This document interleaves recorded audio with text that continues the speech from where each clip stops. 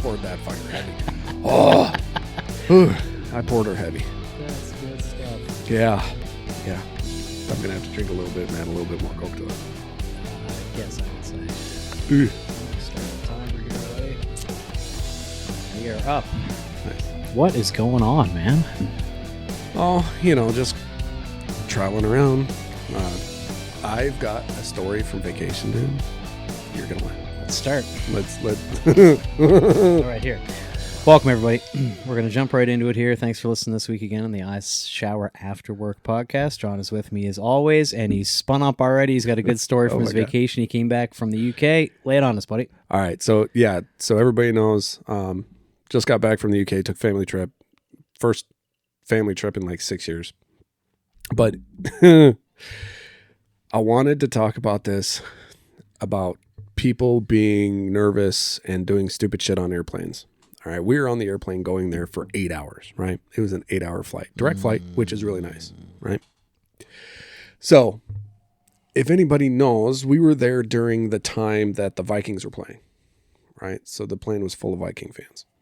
Coming back, they were full of freaking Broncos fans. Oh my God. Go Broncos. Anyway, fuck everybody. So we're sitting there, and about halfway through the flight, or so-ish, we're sitting 2 rows back from the bathrooms. Okay. And gentleman gets up, goes to go to the bathroom, and he's sitting in the row in front of us. He pushes on the bathroom door. His body goes against the opposite wall, and he slides down it like he just got shot. Okay. And he is, and I shit you not, he is out cold. Cold, right? The flight attendants go up, try to wake him up. He is non-responsive. Okay. He's still breathing. He still has a pulse, but he is completely non-responsive. Right. Hammered or? Huh? I'm getting there. Okay. Sorry. Shouldn't jump ahead. My fault. So they start, they get on the PA. If anybody has medical knowledge, please come, see us in the aisle. They are yelling at him, trying to wake him up. They are pushing on his shoulder, trying to shake him awake. He's non-responsive. Person starts giving him a chest, the sternum rub. Yep. To get him to wake up. Non-responsive. He is fucking out. They look at everybody like, where was he sitting? And we're like, right there. Like, he's no more than 3 feet from his seat. Right there. 10-year-old kid, and then his wife. She's non-responsive. Out cold. They start yelling at her. So they managed to both be nervous, so they took anxiety meds to fly. Then they started drinking before they got on the plane. Great combination. With fucking anxiety. You fucking idiot. Both of you are retards. The scariest part about it is the 10-year-old kid was wide awake. It was like another fucking Tuesday for him. How sketchy is that? Please call DFS quickly. Yeah, Janet and Todd are at it again. Sorry, folks. Oh my God. That's great. This boy, they're all like, the flight attendants look at them, they're like, are you okay? And he's like, yeah, I'm good. And he puts his headset back on, goes back to watching his movie. Got any more than Biscoffs back there? Oh my God. Oh my God. Some kids have seen some stuff, right? We grew up in the generation where parents partied. Mine didn't. There was no alcohol allowed in our house, but we brought it in anyway. But anyway. Okay, well, there you go. No, my parents... my parents in their youth when I was growing up got after it a few times, but never anything that I remember like that. Oh my God, man. Like, wouldn't you think one of them would want to stay reasonable for the kid? Right. I know I'm stating the obvious here, but... Right. Good on you, Captain Obvious. Been promoted to general. I could not believe it. I'm like, dude, seriously. Like, if we have to make an emergency landing, we're over the ocean at this point. Oh, right, yeah. There's no coming down. If we have to make an emergency landing because of your retarded ass, I'm going to whoop the shit out of you. How far into the flight were you? At least 4 hours. Oh, so good halfway point. Yeah, we were well over the ocean. That sucks. Right? And I'm just like, you fucking asshole. Oh my God. Yeah, that's really not great. No. But other than that, trip was fun. Saw some sights. You're telling me some stories. How were your lodgings? Where'd you stay? We stayed at an Airbnb. Funny enough. We'll get into that here soon. Yeah, I got some shit to talk. It was really weird, right? So there was 6 of us that went. So it's really hard to find lodging for 6 people in an Airbnb over in the UK. Their houses ain't made for that. They're not big. Because they've never been over there. They're fucking tiny. We found 2, right? And we picked the best one out of the 2, and it was still, It wasn't. How so? It wasn't quality. Okay. Right. Hot water didn't work all that well. You took 5-minute showers. Best 5-minute showers. Don't be last. Yep. And you walk in, and the hallway, it was a 3-level deal. So 3 bedrooms upstairs, living room, kitchen, dining area on the middle floor, and then 2 bedrooms downstairs. Bathrooms were on the downstairs and the upstairs. Okay. The bathroom in the downstairs was shoved underneath the stairwell. I couldn't take a shower in that one because the roof sloped too far. Like, I literally couldn't fit. I could sit on my knees and take a shower. Sure. Probably. The toilet everything was crammed in there. I had just enough room. I'm not a small person, right? Like, my shoulders were touching the walls as I was taking a shit, right? Like, it was bad. Airplane bathroom. Right. The stairwell or the hallway on the lower level, like when all of us got there, like we had to like walk in and then go down the hallway for everybody to fit. Oh, yeah, in order to 2 people were not going side to side or past each other in the hallway. Like, it was bad. Like, I'm sitting here, I'm like, this place was built for midgets and tiny people. I think people were littler back in the day. I think It wasn't that old. No? It wasn't that old of a place. I would say it was probably built in probably the 60s, 50s. Economy of space situation where it was built between 2 other buildings? Well, no, it's like a 4-plex. But the problem is over there is you've got so many people crammed into a small area. Right. Now, remember, the UK fits inside of the state of Minnesota. Right. Okay. It's a little longer, but it fits in Minnesota, the state, right? So you got a lot of people crammed in, and all of them. To find a full house is very odd in that country. And if you do, it's very expensive. Oh, I'm sure. Right? Listings for houses that were probably, I want to say they were like 2,000 square foot houses. $2.5 million is what it costs you. Rent for a 4-bedroom, 3-bath house, 2,200 square feet. I believe the rent was £4,000 a week. £12,000 a month. That's a lot. Right. Their prices, everything is just so outrageous over there. That's a lot.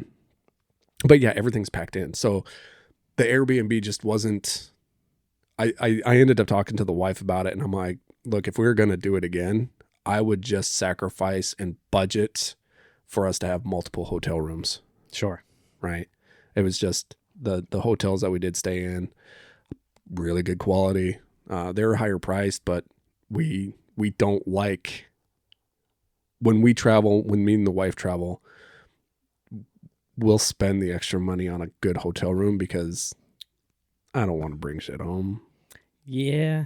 You know what I mean? Yeah, we're gonna get into it. And that's a good kind of segue. So it was a good trip. We stayed in a lot of different places. But it was, public transit is interesting over there. It's very efficient, very well maintained.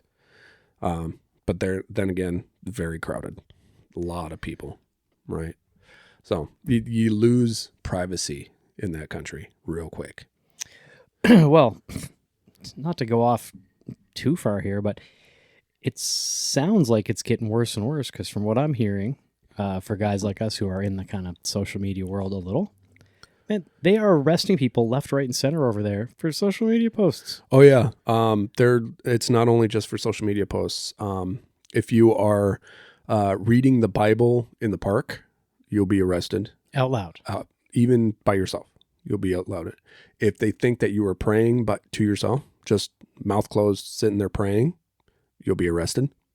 If you are openly Jewish, you'll be arrested. The only religion that's safe from not being arrested is from what I've heard directly from the horse's mouth from people that live over there, is Muslim. You're okay if you're a Muslim. You won't be touched. But anything else, you'll get arrested if you're flying the British flag. In its own country, you're not allowed to fly the British flag because it offends people. It's bad. What a world we're living in, It's folks. really bad. Y'all need to take a breath and realize that you're not that fucking important. We'll just go out there and say that. Yeah, all right. Nobody is that important. Oh, yeah. Well, before we get too far in the weeds here, yeah, I just want to bring it up. It's pretty crazy what's happening right now, but that's for another episode. On what you're getting at here, man. I mean, you just spent some time on the road, had an Airbnb that sounds like it was, I don't know, in my head, unfortunately, every time I think of like an Airbnb home in Britain now, it's always seems to be like Harry Potter comes to mind. You know what I mean? Yeah. The cupboard under the stairs, right? Yeah. But from our perspective and working for a living, most of us have worked on the road at one time or another in the trades. For sure. And if you haven't, I mean, you've definitely traveled somewhere from now. So whether it's a 5-star hotel, which we definitely don't get work construction, not in a worker's per diem anyway, or some flea bag motel, it can always be a gamble. So you just have to ask yourself, if you're traveling around on the road, what's your peace of mind worth when you crawl into a strange bed after a long day, hoping that anything else that crawls in there with you has no more than 2 legs? But let's get into it, man. All right. How much you've recently right now are spending time working on the road? Yeah, I have been this entire summer. It seems like I've been able to be at home working for 2 weeks out of the summer. I think I've got 4 more weeks left as of this point right now. So with this trip and then ones that I know you've done in the past, I mean, what's your lodging situations looked like kind of historically working when you have to go out of town? For working now, a lot of it is based on per diem, right? Like Right, we get so paid per diem. Do we and want it's to not start? enough. Do we want to start there? I mean, we have to because it kind of that's what bases a lot of it All right, off of. fair right? enough. So for everybody who doesn't know, per diem just means per day. Per day. You get a certain amount of bucks depending on where you're going, sometimes how long you've been with the company, how long you're going to have to be there, how sucky the work is. Yep. They give you What X their number. contract allows. Right, yeah. You get X number of dollars a day extra for working out of town. They call it a per diem. So, And it's not even really extra anymore. It is to cover expenses that they don't want to run through the company. right, exactly, And yeah. it's just enough. Yeah, it's not like a salary bump. It's a few bucks to cover meals and hotel or motel or whatever, right? So, Yep. And Now we're you can make money on per diem. we're going to get into that, right? We're going to get into that. I can honestly say I have worked a bit out of town, but not much. Not like some guys who just come and go all the time. Right. You know, they're always getting back from here, getting back from there, taking a ride. Yep. I have been fortunate that the few times I've had to do it recently, the last few years, my company has just booked rooms for us. Yep. And they were at reasonable mid-level hotels. Yep. Quiet, clean, comfortable, got to do your own laundry, who cares? You know what I mean? Close to food and entertainment and things like that. Yep. But for a number of reasons, it sucks working out of town. I mean, it's never your own bed, right? It's never your home, never your own bed. You don't get to really wind down. And I don't know about you. While I'm traveling out of town, I'd much rather just work.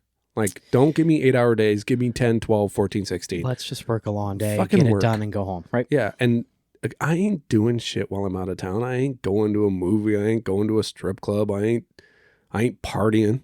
I have no reason for that. Right.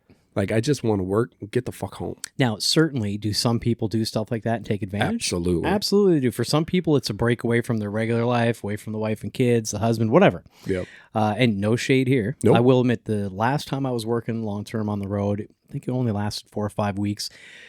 Drive down Sunday night, Iowa. Drive back Friday morning Friday afternoon after we'd finish early. We'd only work a partial day, right? Yep. I was down there with a young apprentice and a single dude, and on the Thursday night, I think 3 weeks in, young fella said, "Hey, you know, we should check it out. I hear there's a hell of a strip club just outside of town. We'll catch a cab." I'm like, "All right, I haven't been at the Peeler in a while. Like, sure, I'm out with the boys. I should at least try to have a good time." Yep. Fortunately, I thought real quick, I'm like, I should check this place out. It's got to have a good website or something. Like, let's see what's going on. And not only was it college night, it was also military night. We decided to pass. Yeah. That was an immediate hard pass for me and the That's other a good adult idea. that was there. Like, that doesn't sound great. But I agree with what you're saying. I'm not going to movies, out for dinner, out to have some chicken wings or something with the boys after work, have a couple beers. Have a couple beers. Back to the room. Like, Yep. Yeah, but again, do you want to do that and sit in a hotel room for 8 or 10 hours every night like you would at home? Or do you just want to keep working long hours? Yeah. You don't always have that option, but when you do, it is certainly the better way to go, right? Right. That's the way I see it anyway. But I always try to stay somewhere. We get to pick where we stay, right? That's nice. Our company's not booking our rooms. They're giving us a set amount for per diem, which is based on the contract with the customer. We kind of had to fight for it a little bit from what I understand. They didn't understand what our per diem cost, why it was so high. And luckily we had somebody inside their company go to bat for us, be like, hey, when our guys travel, they put everything on our card. Right. These guys don't, So, and then they're like, oh yeah, that makes a difference. And so we've kind of negotiated that with our customer, because it's the same customer that we've been traveling for all summer, right? Just different projects. So I try to take that per diem, and I was explaining it to the guys just yesterday, actually, because we're traveling out of town next week. Right. I was trying to explain to the guys that hadn't been traveling with us before, look, like, this is what I do. You don't necessarily have to. I will sacrifice food money for a better hotel. Yeah.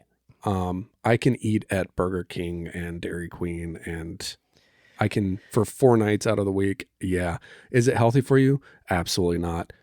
But I can pick up a $20 meal somewhere, right, and be perfectly fine. Or actually go, like the last time I was out, made real use of the gym at the hotel instead of sitting around watching TV. Went and got groceries that I could make sandwiches and a salad and put them in the little, like, I made an effort to try to actually spend less that way and eat.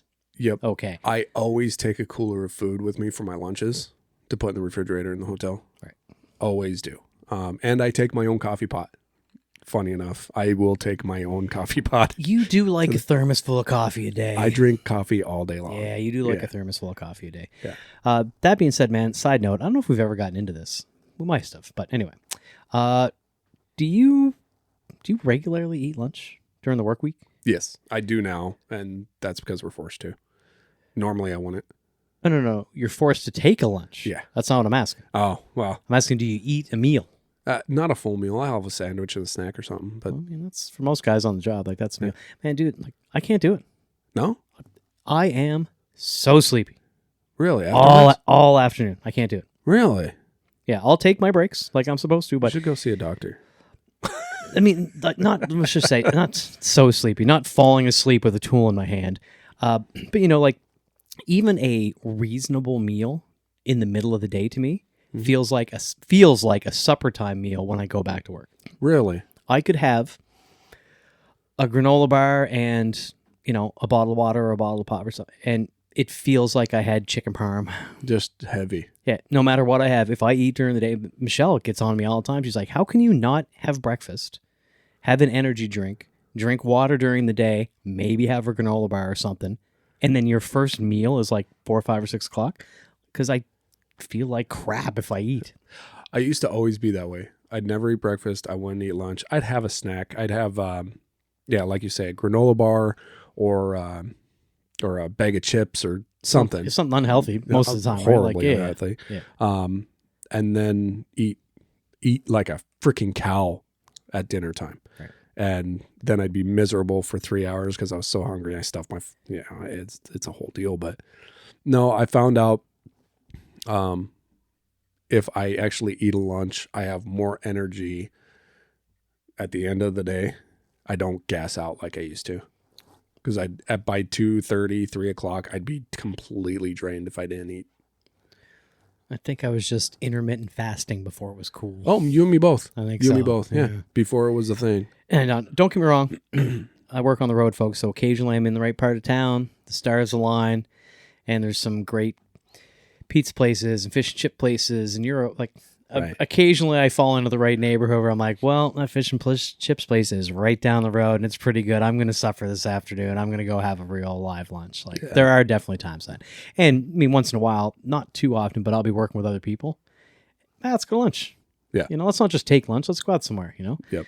And shout out to the cool project managers who very often, if you call them about half an hour before lunch, just ask, a random question.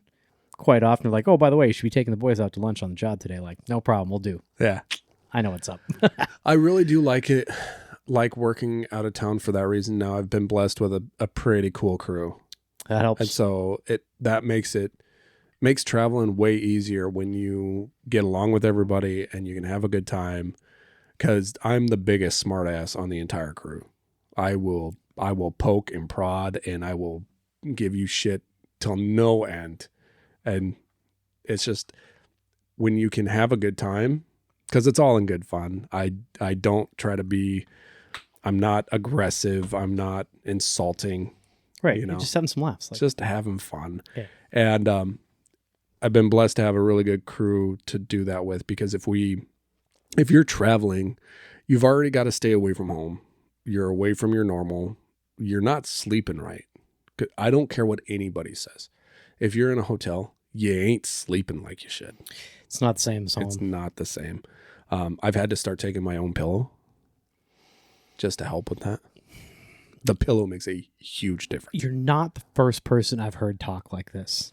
Yeah. Your own pillow. With me, it wasn't the pillow because, It was your binky. Binky. Wow, I haven't heard the word binky in a while. That was from the Wayback Machine. Wow. No binky, but I like to take my slippers with me. Really? I got no problem walking around a hotel room floor. It's not a weird germ thing or anything, right? But they're comfortable. There's something about like your comfortable space of your own worn-in slippers. Like that's fair. We take them to the Hunt Shack, right? Yep. Like, I don't know if you did last year, but I did. Oh, did you? Okay. Yeah. So if not, you'll remember this year. You only forget once. You only forget once. Yeah, I have forgot mine up there, though. I will say that. I've had to go back the second week, and I didn't have them all week. That sort of pissed me off. Oh, shit. But at least I had them for Hunt Shack, so it was all right. But yeah, so the per diem thing is, it's hit or miss. It all depends on what you're getting from whether it was negotiated or your company's paying or whatever it is. The per diem thing is great because they obviously... I always hate to use the word have to when it comes to a company, but they kind of have to give you something to cover. They can't expect you to go out of town on your own dime to do a work for them for the same money. No. So few people who weren't just looking for experience would ever say yes. Yeah.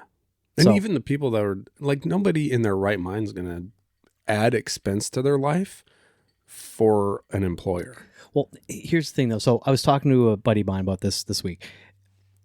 You have to also keep in mind that we are in a position where we work for the union and then, on that note, to the companies that we're now contracted to under a contract that has been negotiated over many, many years, right? Yeah. But some people are out there hustling and grinding on their own, and if they didn't have work and they could get this contract out of town, knowing that they have to pay their own way, they're going to make 10% less, whatever it is.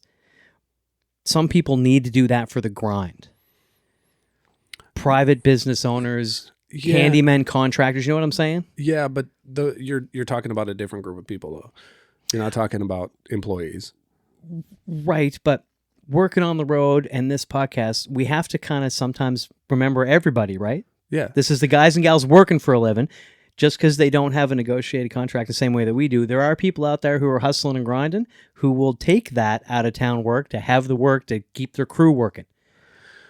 You know what I'm saying? Yeah. I see where you're coming at. Who that company is telling them, no, we're not paying you for that. That's on you. And they have no choice but to go, well, we need the contract. I guess we're not making 20% on this one. We're making 8 or whatever the math works out to. You know what I'm saying? Yeah. I'm just trying to be...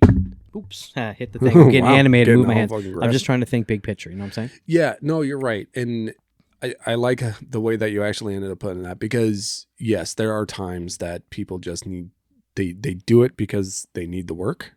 And yes, we are blessed for working in the union and stuff like that. I don't know, and I'm a horrible union guy, I guess, for this. I don't know where it actually stipulates anything of per diem in our contract. I don't think it is within our contract, but I'm not up on all the P's and Q's of We should ask fucking Heimerl that when we have him on. We should ask him that when we have him on. Yeah. You're right.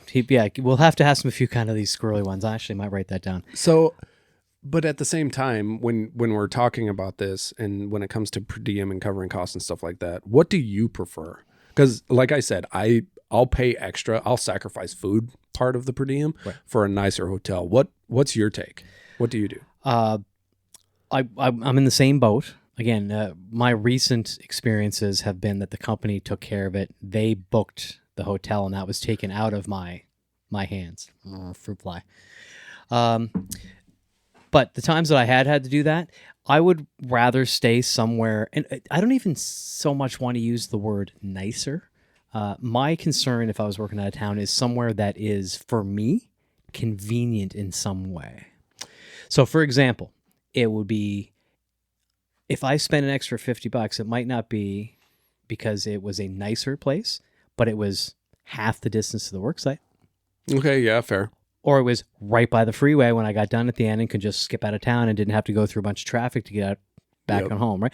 I also think about things like that. But yes, food, I would certainly sacrifice part of that budget of food to have a nicer place to stay. Absolutely. And let's not sugarcoat it. There is definitely nicer and not so nice places.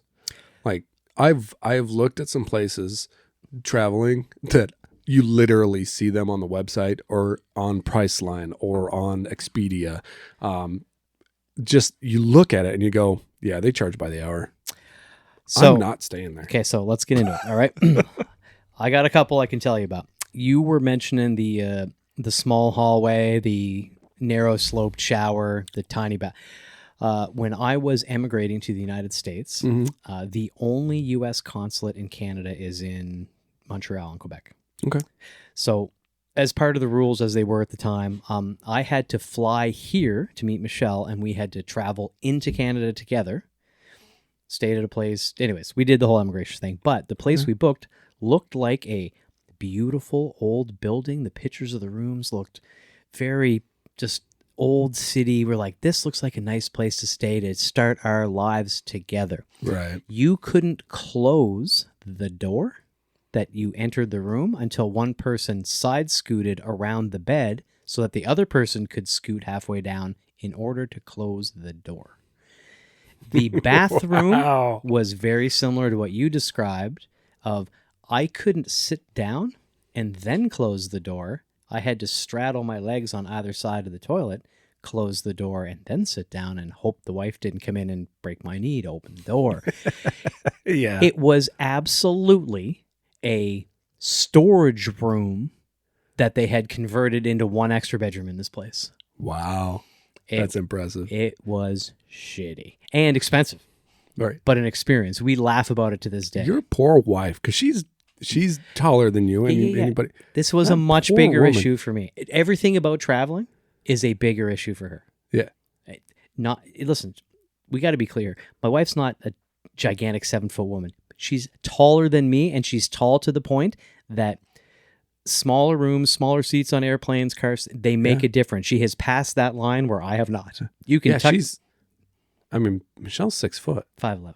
5'11"? Yeah. Yeah, she's the same height as I am. Yeah, she's not short. Traveling for us sucks. Yeah. I am just below that line at about 5'8", 5'9", where airplane seats suck, but I'm not uncomfortable. Yeah. She is past that point and tall and with long legs too, just the proportions. Like, it sucks, right? So she was not. Poor woman. It was brutal. She started her life with you that way, and it was God bless her. And it was cold, and it shouldn't have been. This was early October, the 4th of the upstairs in this old building. It was fucking cold, dude. That's all right. Just cuddle up a little. I did have a coming up brand new soon to be wife that I did get to cuddle up to, and all things aside, and all things relative, it was also a night in a foreign city with a beautiful woman I was about to marry. Right. Picturesque old Montreal. It was. There you go. First world problems, right? Right. Have you ever seen some just dog shit stuff when you were traveling? Have you stayed anywhere that you're like, wow, this is a mistake? No. You know what? Blissfully the opposite way. We were traveling not too long ago. We got to go back to this town here in a couple of weeks. We're going to be back. It's tiny little town in Minnesota. It's kind of tucked out in the middle of nowhere. They have 2 hotels, and the one is, you look up the pictures. You can only book through their website. You can't book it through any kind of booking agency. Not a good sign. Continue. Right. And I'm like, God, that's the only one in town. The next town, though, is like 30 minutes, 40 minutes away. I don't want to drive that back and forth every day. I'm like, I'm just going to roll the dice. This is the one time I'm going to roll the dice. It's not a cheap place. It's not expensive. It's perfect blue collar expense, right? It's that perfect sweet number. I think it's like $115 a night. Not horrible, right? Not extravagant. And everybody, we had a decent crew of guys. One other guy stayed there, and the rest of them were like, no, look at the pictures, man. I'm not doing that. I'm going to go to the next town over. I'm like, all right, cool. We got there, and that was just really awesome. The best sleep I've had traveling. The beds were perfect. Yes, were the linens a little aged? Yeah. But it's a small town. They ain't got a lot to be able to put money into this place, right? They ain't making a shit ton of money. They had a great little restaurant attached to it. Fantastic food. Key point. I'm writing it down. Keep going, buddy. And the rooms were clean. They were tidy. The whole place was just clean, well taken care of. And it was by far the best. And all the guys were all like, oh, how's that place? I'm like, actually, it's pretty good. I'm definitely coming back when we got to finish up the job. Oh, see, and that's the good thing, is the pleasant surprise versus the unfortunate surprise. I will say, and this is no fault to anybody's, and I'm not being personally attackative or assaulting somebody personally. Attackative. Nice. Directly. I will not book a Motel 6 or a Super 8. I won't. I'm not staying in your chains. I'm sorry. You guys are literally no. Okay, so listen, here's what we're going to do, man. We are going to go down that road, but right now we got to just drop something in here real quick, folks. Mm-hmm. John and I would like to say thank you very much today. One of our recent donors on the Buy Us a Beer app, Andy the Mechanic. We wanted to say thank you so much. I met him this summer at the Chili Feed, and we had a chat. It was really great to meet him. He was nice enough to reach out and donate something to our little growing thing here. And we just want to take a minute in the middle of the show to say that Andy the Mechanic, it was very generous of you, sir, and you're obviously the sponsor of today's podcast. If anyone else would like to do that, please check out the Buy Us a Beer app on our website. It's very easy. You can buy us one beer or multiple beers. Yeah. And other than that, from everybody here at the podcast, Andy, we just wanted to say thanks, buddy. Yeah, thank you very much. I'm sorry I didn't get a chance to meet him. I wasn't at the Chili Feed. You weren't, but we're going to solve all that next time. If you've been listening to recent episodes, it was 94% my fault. And thank you for the awesome note that you put on the Buy Us a Beer app, Andy. If anybody wants to go on and look at that, you can actually read what Andy sent us. Yeah, it was very, very nice. Yeah, it was very thoughtful. We're happy. I hope you see our response back so you jump ahead to catch your sponsored episode here before you catch up on all the other ones in between, because we've got close to 90 now. Getting real close. At this point, it should be real close to that. So anyway, back on track, buddy. So we'll just tell some stories here if it's all right. Yeah. I was flying back with Michelle from a trip home over what I believe was Christmas to Nova Scotia. This was 2 years ago. No, this was way, way before. This was way back. Oh, this wasn't your recent shitty... No, this wasn't a recent shitty event. No, this was way, way back. Pre-COVID, pre all this. I don't remember what year, but it was at least a decade ago, if not a hair more. For reason of stupidity at the Newark airport, someone walked the wrong way through a security door, and they shut down a bunch of flights and canceled a bunch of stuff until they found this person, when they didn't look far enough on the camera to see that the person realized they were in the wrong place and walked back out that door 8 seconds later. Bunch of flights are canceled, rebooked, all this. Well, I thought we were flying from there to New York and New York home. I was inebriated on the plane. Jesus. We made a decision in the moment, Michelle and I, that screw it, we're going to rent a car, we're going to drive home. It was snowing a blizzard. From New York. From New York. But anyways, we'd made our decision and we'd settled in on it because at that point they were telling us our new flight was a day and a half away. Oh, I do. It was something ridiculous, right? Yeah, and I was trying to keep my composure because I was drunk and I didn't want to get thrown at it or put on the no fly list or something, right? Good idea. Yeah, I was really holding it together. I was like, okay, Michelle's going to do all the talking. Well, we decided to rent a car. We go to the car rental place. She wants a small little, a small sedan. Mm-hmm. And I'm like, no. Step up one size. It's snowing and we're driving across the country. Let's be comfortable. That was an argument / discussion. She bent my way, fortunately, and now can admit years later, we definitely should have cut the bigger car. Anyway, I fall asleep in the car just outside the city limits. We get out of town through traffic. We're out. I'm out. I wake up. It's a blistering snowstorm. All I can see is the lights of the semi in front of us that I know she's following because I look out the window and can't see the fucking ditch. Looked at her going, why are we still driving? We got to find a place to stay. So anyways, long story short, we pull into what, to your point earlier, I'm going to refer to as a Motel 3.5. Ooh. They had 2 rooms left, one with a king bed and one with 2 doubles, and we were so over each other from the stress of all of this that Michelle looked right at the lady in a very stern voice, went, the 2 doubles. No breath, no 2 doubles. Yeah, that one. Like, I'm not going to sleep next to this man. I'm going to kill him. We get in the room.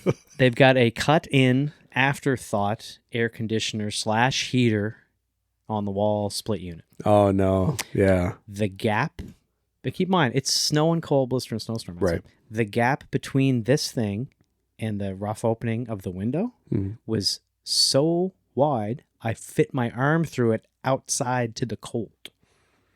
Wow, that's impressive. Ask Michelle later. It was wild. Anyway, that place was one of these where the room, you're desperate.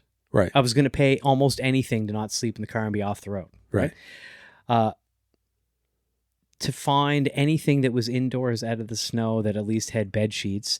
One of the beds wasn't made when we got in the room, which ended up being mine, by the way, to my previous part of the discussion of 2 double beds.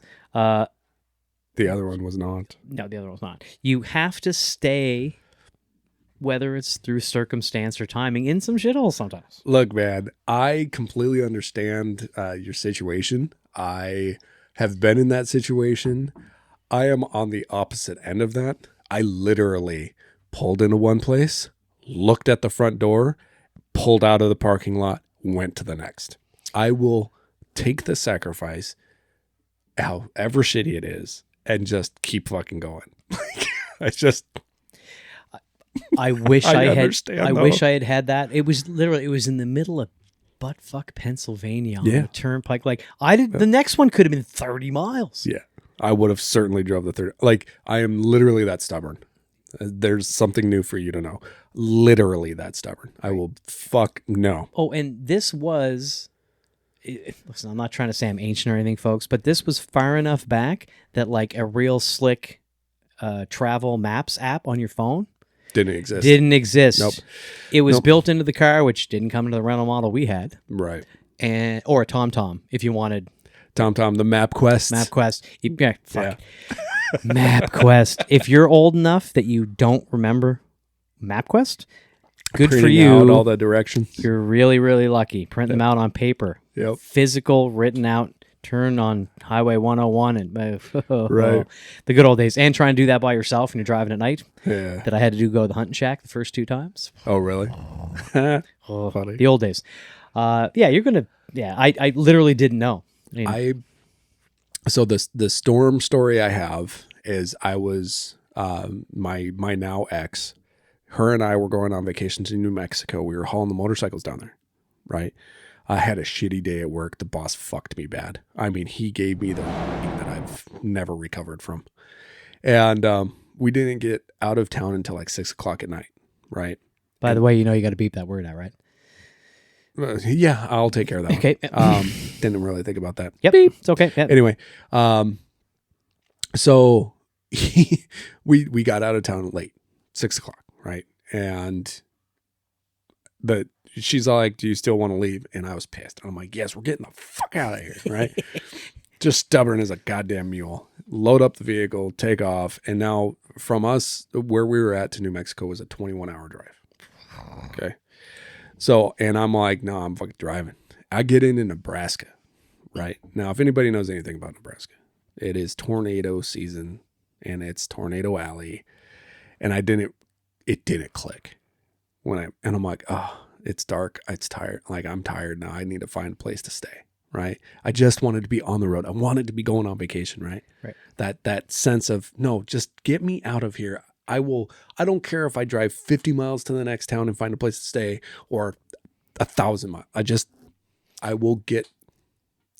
Right. And the psychological problem with that for people who do travel is you only realize that I'm really tired and I got to get my head down after you just passed a place because that's what reminded you of it. And the next one's fucking way down the road. It's like 30, 40 miles, right? Or do I turn around on the do not turn unless authorized thing and try to double back to that place? Like, yeah. And so we're going and I found this hotel and I pull into the parking lot and I go in. I'm like, hey, do you got, it was before the smartphone of looking up your route and being like, okay, this is here. Let's call them. Right. Yeah. I pull into the hotel. You got a room? No, we're all booked. Shit. Okay. Joe, head down to the next town, right? Because it was just one in that town. As I leave the parking lot, as I'm driving through the parking lot, all I see is storm chaser rigs in the parking lot. It's full of them. And I'm all like, oh shit. Which way you guys going? Oh shit. And so I'm driving and then I hit the rain and the storm. And I watched the temperature gauge of the rig drop from like 76 to like 64 in a matter of seconds. And I'm like, yep, here's the hail. Got hailed on.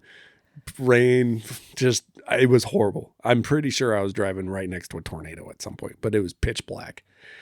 Get to the next town. No, we're all full. I'm like, fine, I've got to drive all the way through this. I couldn't even get a room at the shit motel that was like, the roadside motels, right? That you pull in and there's like 10 doors all facing the road and it's all gravel parking lot. Yeah. It's like a bad horror movie. Yeah. Couldn't even get a room there. They were all full. Yeah. And I'm like, fuck, man. Yeah. The distinction is if you're staying in a place that the door to your room is the street or the parking lot. Yes. That's a motel. That is a motel. Yeah. That is a by the hour motel. Most places. And so we just kept driving. And finally I got past the storm. Just crazy. I just pulled off the side of the road. I found an approach to a guy's farm field big enough to fit my Suburban in my trailer with motorcycles in it. And I stopped there.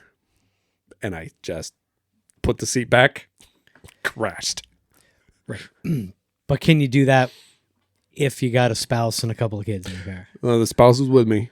The spouse, spouse, tough spouse, sure, right? But yeah, but I mean, if you got a couple of kids in there, like that's a long night. Even a few hours trying to get a nap in your truck. Yeah. The kids ain't happy. It's stormy outside, dark. Yep. Might be young enough they're scared, rocking back and forth. Like, nah. Nah. Yeah, no, we didn't take the kids. We had a couple of kids at the time. We didn't take them. We're like, it's just for us. And well, we had this happen to us one time, buddy, because we took a motorcycle trip and one of the places I think I booked had pictures of what looked like a great pool. And bam, when John and I took our trip, that was one of the great things about riding all day. All our places, I think all of them except one, had a hot tub or a pool or something where after riding all day, you could go down and chill for a little while. We talked to some fun people. Like, it was a good time, right?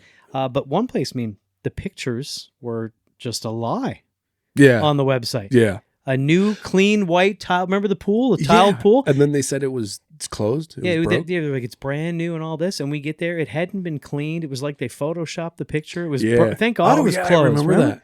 Yeah. It looked like, it looked like a... Decrepit. Decrepit is perfect. Perfect word, yeah. Yeah, I remember that. We walked past it and we looked in the windows into the pool. We're like, I think I was the one that said, I'm like, I ain't getting in there. Yeah. Like grime, like an old shower. Like, it wasn't good. But also, as you say now, it's with technology, it's so super easy. I want to hear, Jason. I want to hear this story of yours. I'm fucking mad. I want to hear this story of yours. All right, fine. How you got screwed by the Airbnb. Right. Listen, I don't care if they're a multi-billion-dollar corporation. Fuck Airbnb and fuck this host. my brother is coming to town here in a few weeks. He's going to go up hunting with us, and I'm going to take him to Lambeau. He's a Packers fan. He's never been there. I'm sorry. Yeah, well, that's one great thing about being from a place that has no professional sports. You get the option to choose. Sometimes people choose wrong. I'm not saying you are, Greg. I'm just saying theoretically. But we're going to go to Lambeau. We're going to stay the night. We're going to go tailgate and everything. We're going to have a blast, right? Well, I book us a fairly nice place to stay. Right. I'm like, my brother hardly ever came to town. This will be the second time. Like, we'll go all out. We'll have a nice place. Well, the guy I booked through then emails me back at a significantly later date that I'm leaving out of this in case it fucking goes to court. This guy says, oh, yeah, sorry. I don't know how I didn't notice. I'm double booked. No, you're not, you prick.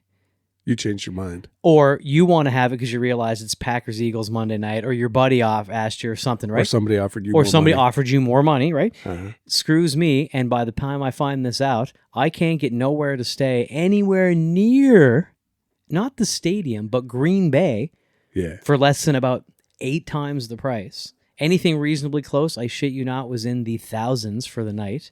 There was there was one place that was kind of walking distance. It was a little long, but me and my brother ain't going to be drinking heavy anyway, so it don't matter, right? That was a camper trailer that someone was renting out their pull behind Coleman for the night. $545. Oh my God. So now, long story short, we got to stay in Appleton, which is I think about 20 miles away. Found a place there. Couldn't get the previous night because now everything is booked up because people are close. Yep. Fuck this guy. Fuck this host. I am so fucking pissed. But on the bright side, again, my brother and I aren't like big booze hounds or something like this. So if we got to drive half an hour back to where we're staying, it's just somewhere to crash now. Right. But we couldn't stay now Sunday and Monday. I could only get a place for Monday. And fuck Airbnb. God damn it. Anyway, I'm done.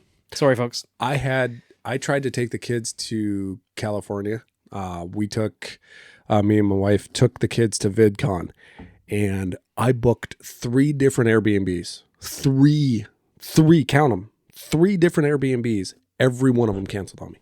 Fuckers. About 3 weeks later, they all canceled on me. I'm like, fucking really? Fuckers. And I looked at the wife and I'm like, look, it's got to be my name. They think I'm fake or they think it's bullshit, and they're canceling out. I'm like, you try. She did it, canceled on her too.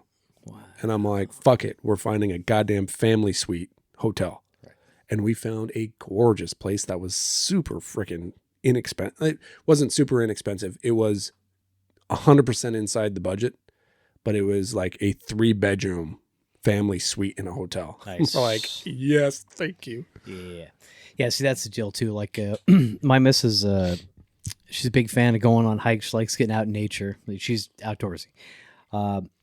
Not every fall, but most, we'd book a trip late when the snow starts falling down, and we'll go up north to Lake Superior, and we'll hike in the snow and go down to the big. We don't mind the cold, right? Mm-hmm. It's a beautiful time of year to be up there. She likes it. We have gotten a couple of random Airbnbs. No, you know what? I'm not even saying that anymore. Folks, use Vrbo. Fuck Airbnb. We got some nice Vrbos where I look at it on the map of where it is and like, yeah. And then you get there and you walk in and the place is fantastic. We've Nice. had ones that had dartboard and foosball and ping pong and coffee makers and fireplace. Sometimes Yep. you get lucky, right? Yep. And on that note, man, I mean, my place is a little jacked because I got a lot of work to do to get it up to date. But I mean, let's say you had a nice kind of new-ish home, 10, 20 years old. You kept it up kind of nice. You travel a lot. Mm-hmm. Or would you be weird about fucking people staying in your home? Like, I mean, I know it's real hands-off, but just like. The problem I have is I don't trust people. Yeah, neither do I really. That's why I ask. I wouldn't trust them to take care of my shit. Like when I'm staying in an Airbnb, I treat it like my house. I clean it. I do too. Yeah. I take care of it. Yeah. I don't fuck things up. And if something does break, I immediately get a hold of the host. Yeah, you call them up. Like, yeah, sure. Be like, hey, this just came off the freaking wall. Yeah. What do you want me to do? I can fix it if you want me to. Yeah. But, I'm of the same opinion. I'm staying in someone's home, probably. Right. Treat it as if you're staying at a stranger's home. Like, yeah, okay. Go ahead, buddy. But I don't trust people because not everybody's like that.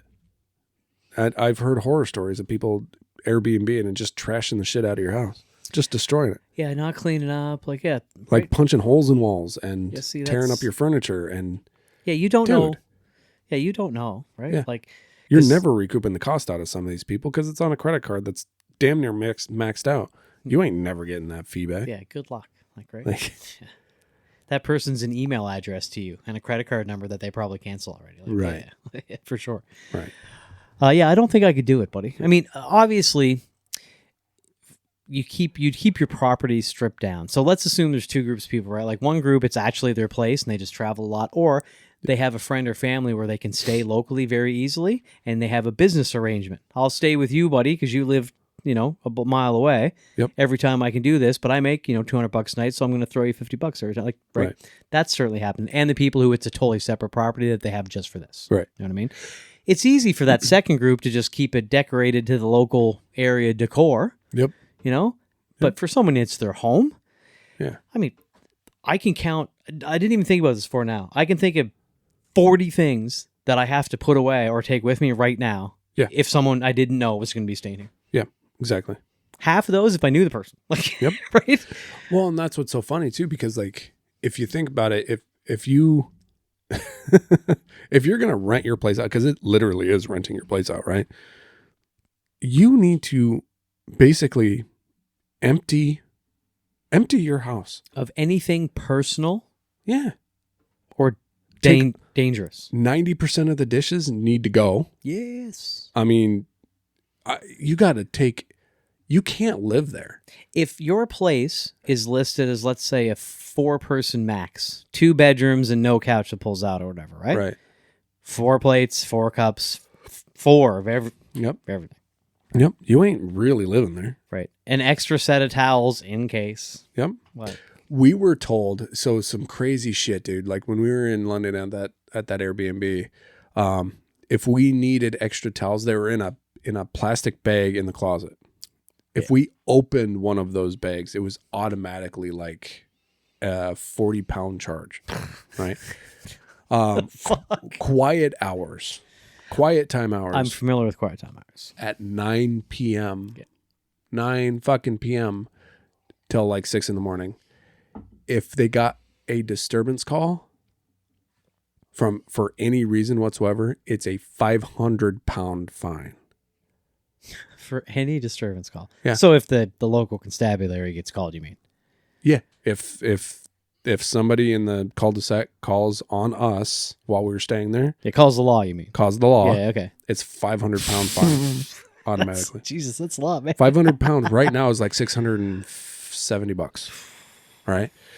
In that case, it's irrelevant if it's pounds versus dollars. Right. That's a big number. It's a lot. That's a big number. If you were staying there and you rented a car and you rented more than one car, it's an 800-pound towing fine.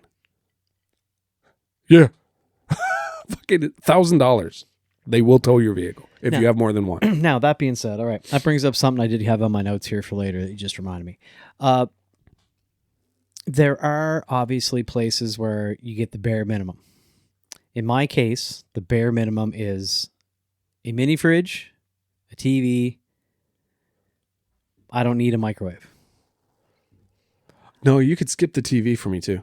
I mean, in this day, I could take a tablet, but I mean, how many places you stay now don't at least have a cheap flat screen, right? Yeah. I know it was ridiculous to even say, kind of. But if I'm staying in a room, mini fridge.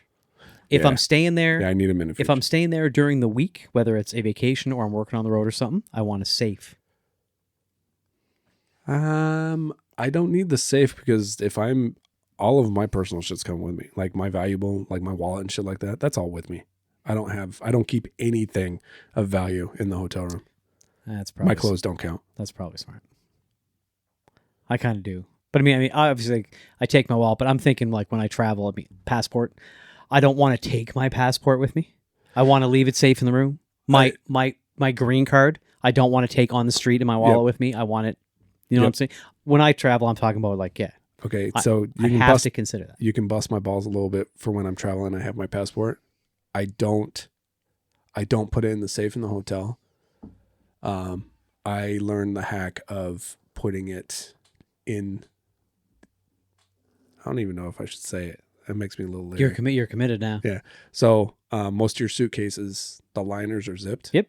I put it inside that liner in my suitcase in the room. Okay. Nobody's going to dig for it. I have done that when I didn't have a safe in my room. Yeah. But in my booking process, like I said, if I'm traveling somewhere where I need my passport with me, If I'm there for more than a night, I want to safe my room. The problem is, the reason why I don't trust the safe is the owners of the place and all the employees have the codes to the safes. Yeah, sure they do. I don't trust them. Oh, that's one thing that I'm like, if that's what you're going to steal, I mean, how many times are you going to get the cops coming because one of your patrons said, well, I had my passport in there and now it's gone before they start investigating you? Like, most places are probably not wanting to fuck around with federal documents, right? Well, not only that, I mean, people are putting their jewelry in it and stuff like that. Yeah, cash. Like, yeah, people are going to open up that safe. Yeah. I don't trust people.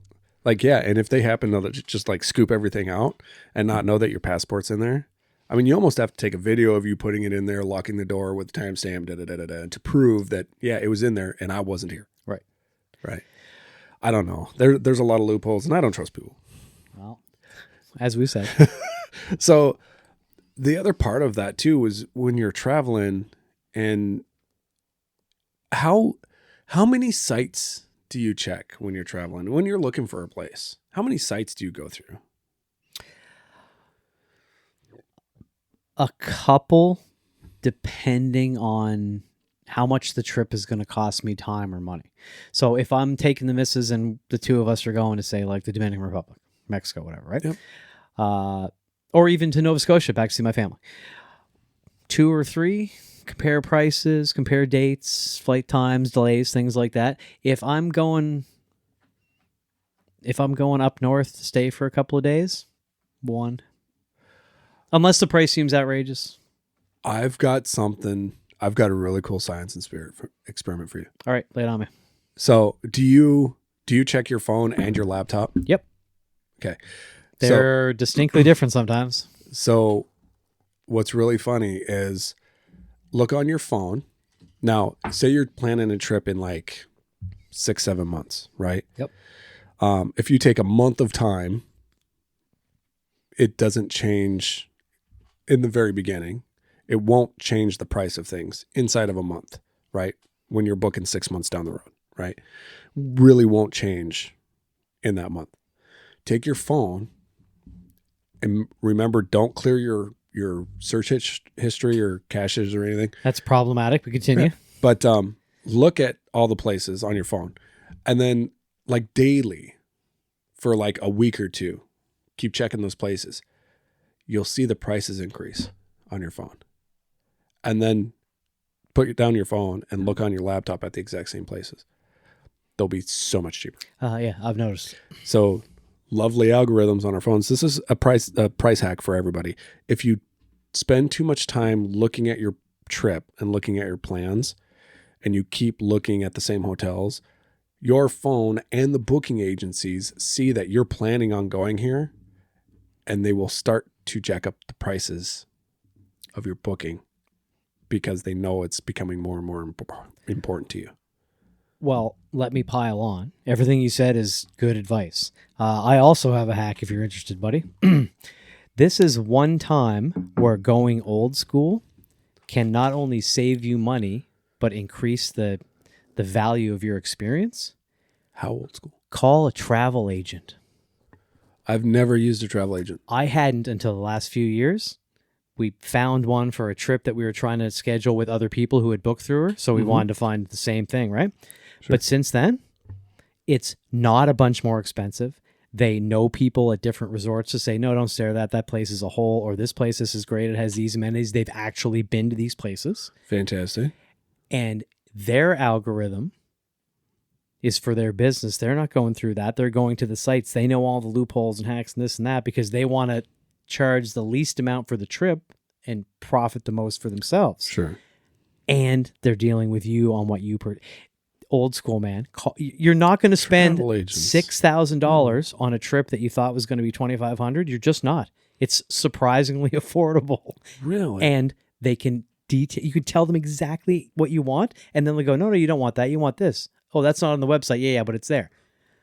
Right?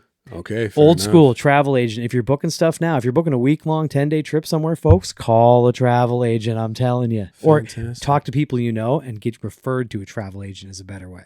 Don't get some rando on the phone. Right. Call some family and friends. Take a half an hour out of your life. Somebody will know a travel agent. And then they also don't want to screw you because they know somebody you know.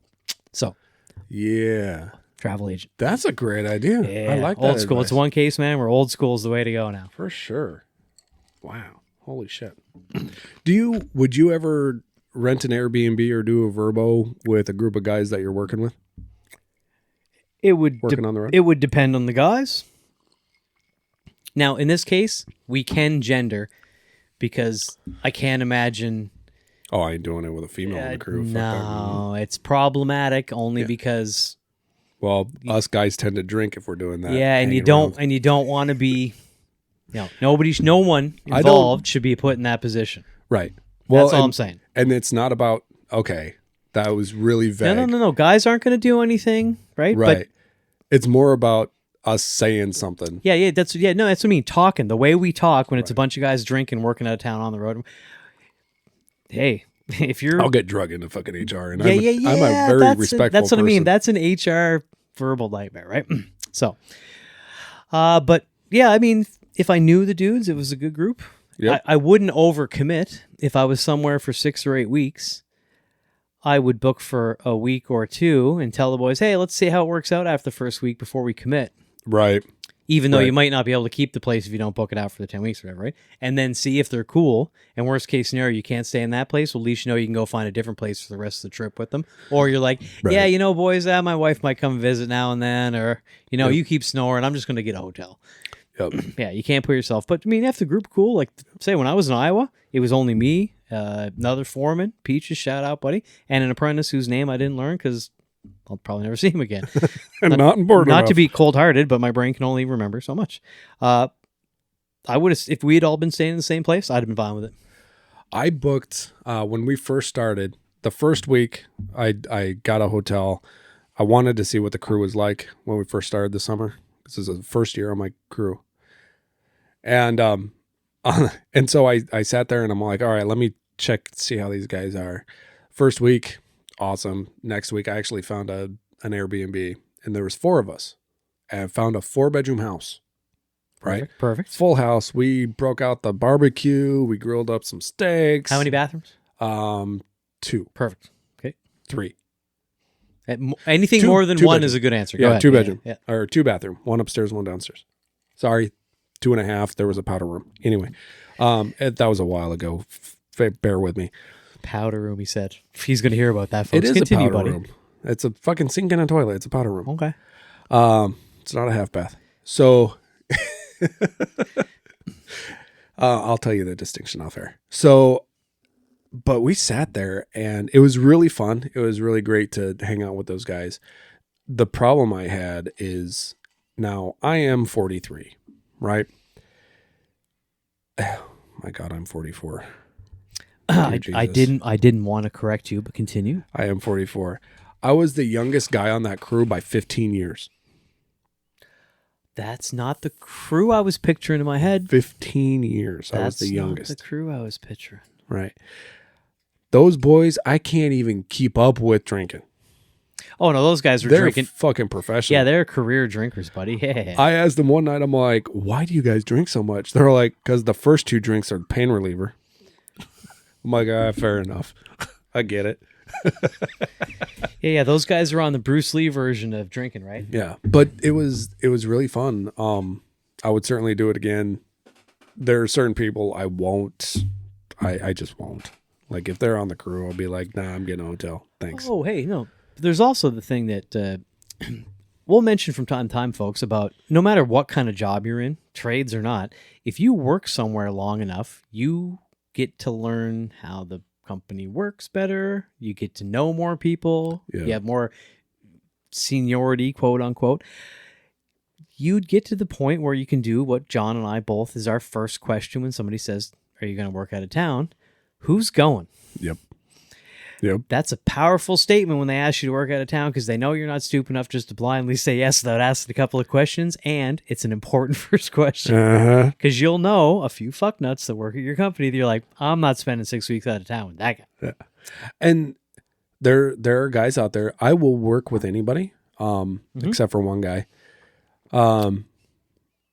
Episode 77, I want to say, but keep going. Something like that. Yeah. Anyway, I will.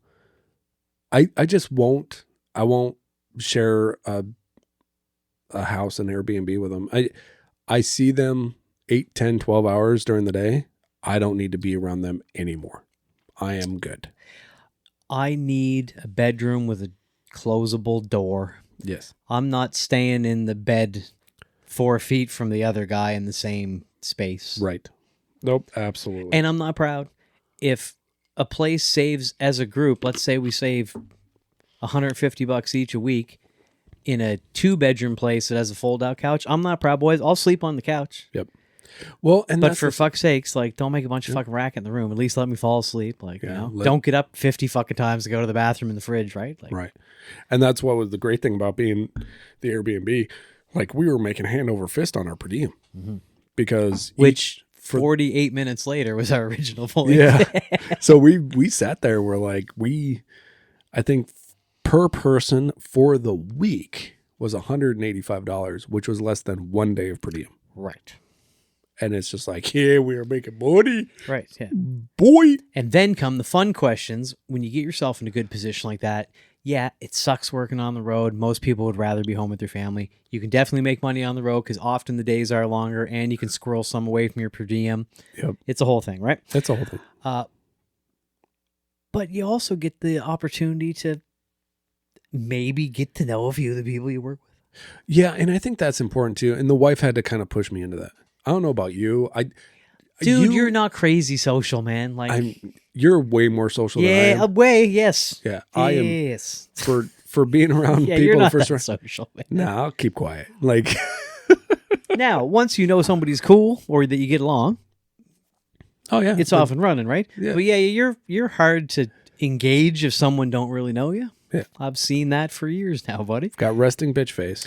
There's a fun story about my vacation, if you don't mind me telling you. Yeah, we got all time in the world, buddy. Little sidebar here. Long one for you today, folks. So I'm sitting there, and we're in Big Ben. We took the tour of Big Ben.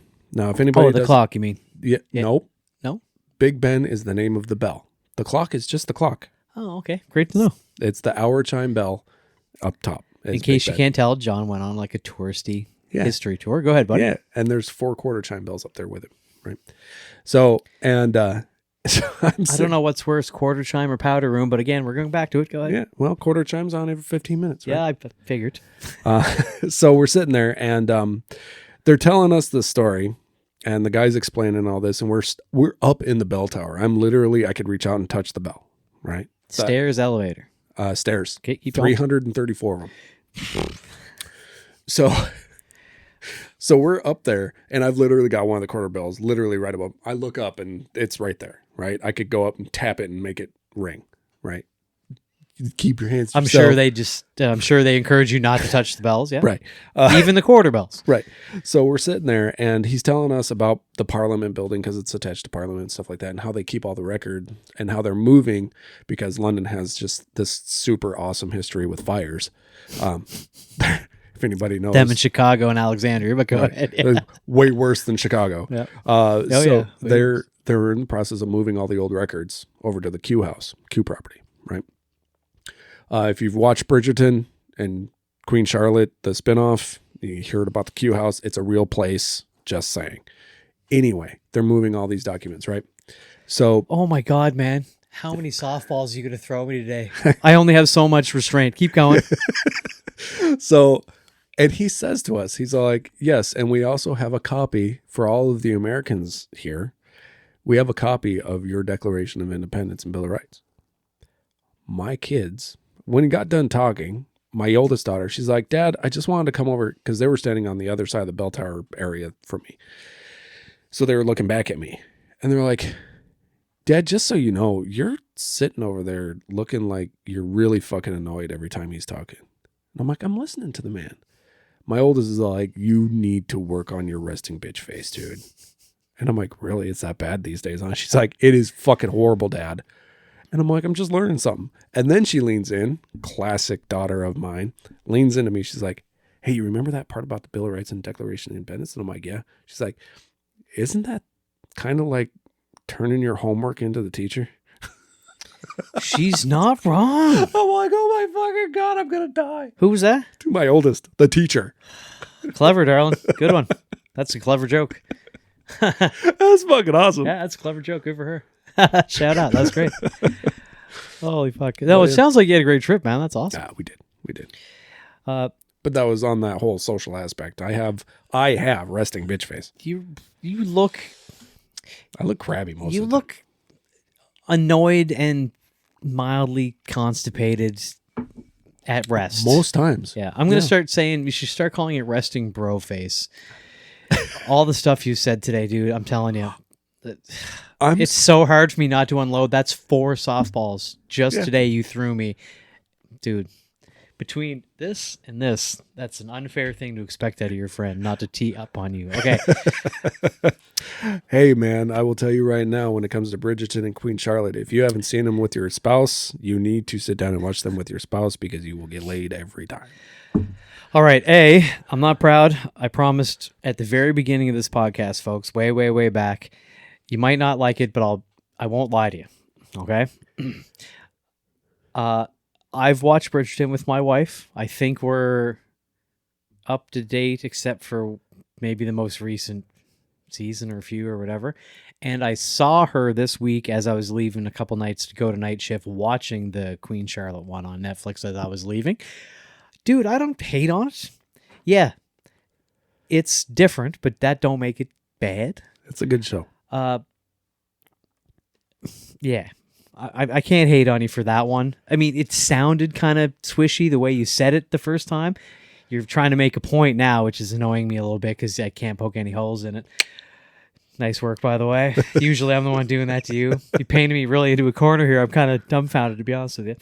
I don't do it often. No, you got me, man. And you got me in a state here today, too, because we hadn't recorded a bit, so I'm happy to be back. Fuck, where were we? We were kind of all over the place. I think I'm just kind of looking at the list, man, because for fourth wall break for everybody, we do actually, Jason's good enough guy to put together some loose outlines for us to keep us on track because we learned that lesson in season 1. Yeah, obviously no script, but kind of an outline to try to keep us on track. Yeah. It's about 40% successful. Yeah, I'd say at least, I'd say way more than that. All right. 50, 60. Because if we won it, I mean, this thing would spin wildly out of control 95% of the time. Wait till the Halloween episode, folks. But I am good. I covered all the stuff that I wanted to. We wanted to talk about this because we do spend time traveling, and there's a lot of guys out there working, guys and gals that do have to travel. They ain't got a choice. And some of them, they have a choice, and they really like traveling. I've ran into some recent power supply guys, like it. Power plant guys that are all like, oh yeah, I've worked like 6 months this year and I'm already making over 200K. Yeah, just work, right? Take a few years occasionally and just work and make a bunch of ching. Like, yeah, for sure, buddy. Yeah, shout out to everybody. I mean, I guess this kind of went different than how I thought it was, but I'm happy with the direction that it went. I was going to go a little more towards, working on the road and the trades, but we got some travel talk in and this and that, right? Learn the ins and outs of the per diem. Yeah. Talk to old timers. Yeah. Ask them what they're. It's not. Don't be proud. And don't be above yourself thinking, oh, I can't ask for more per diem. Look, if your expenses are outweighing or are more than what you're getting for per diem, you do need to talk to your project managers, your owners, being like, guys, the cost of these hotels in this area are there. You can't. We can't do this. Right. Either pay the cost or help me out. Yeah. And for fuck's sake, save your receipts for everything. Right. Everything. You if you get a creative account, you never know what you can write off. Save your receipts for everything. Right. And even if it does start to outweigh what you're making, that's a good thing to take to your project manager and go, here, look, this is what my expenses cost me. I'm not going to outrageous places. It's a reasonable motel hotel. Like, yeah, for sure, buddy. Yeah, I'm not. Don't go to the fucking Ritz and expect them to pay for it. You know what I mean? Right. And also, to my point, buddy, when I said about asking an old timer, not just because they've been around the block, but let's say that John and I qualify as old timers, mid to late 40s. We do now. Okay, right? We can. We also wouldn't be here if there wasn't some benefit. Right. I mean, sometimes you got to go to a job because the fucking company tells you, the boss tells you, like that happens too, right? Right. But I mean, once you're with the company for a while, you don't have to take a loss to go out of town and help you out. And then the old timers know that it's valuable to be on this particular job, and maybe there's a reason, and that's what you got to ask.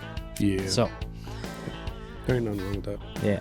Well, thanks everybody for listening again this week. As always, check us out on all the socials. Everything is at isawpodcast.com. That's ishowerafterwork.com.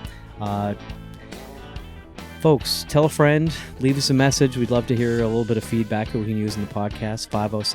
507-607-4729. There you go. Nailed it. I've been 50-50 recently, folks. I either nail it or I screw it up. Leave us a message there. Send us a text. It does go directly to John and I. That's not to some media department. We don't have any of that. It's just him and I here. It's just us. And Ripley, our producer, who's very quiet today, thank God. If you want to buy us a beer, tab is also on our website for that. To buy us a beer app, you can buy us one beer, multiple. We've had some recent people on and helping out this little podcast. Yep. And that does also make you a sponsor of an episode of the show. Yep. So, what else, buddy? You forgot the one thing is there is a guest tab. If you want to be a guest, there's a little form to fill out. It gives Jason and I a heads up, and you can schedule a time with us to sit down and have a little Zoom call and see if you want to be on here. Yes, and shout out to a couple of people recently that need to be on the show who we interviewed before our break. It's been so long now. Yep. We haven't forgotten about you folks. We're definitely going to get you on. We look forward to it. We took a little break, and sorry for the mishap a week or a couple weeks ago where we skipped a week. We've been trying to get back into the routine here. Yeah, we were going to be on a Zoom that night to put one together, folks, and I switched from days to nights in the span of 5 minutes, so it happens. Shit happens. But we appreciate you. We're going to try to be every week.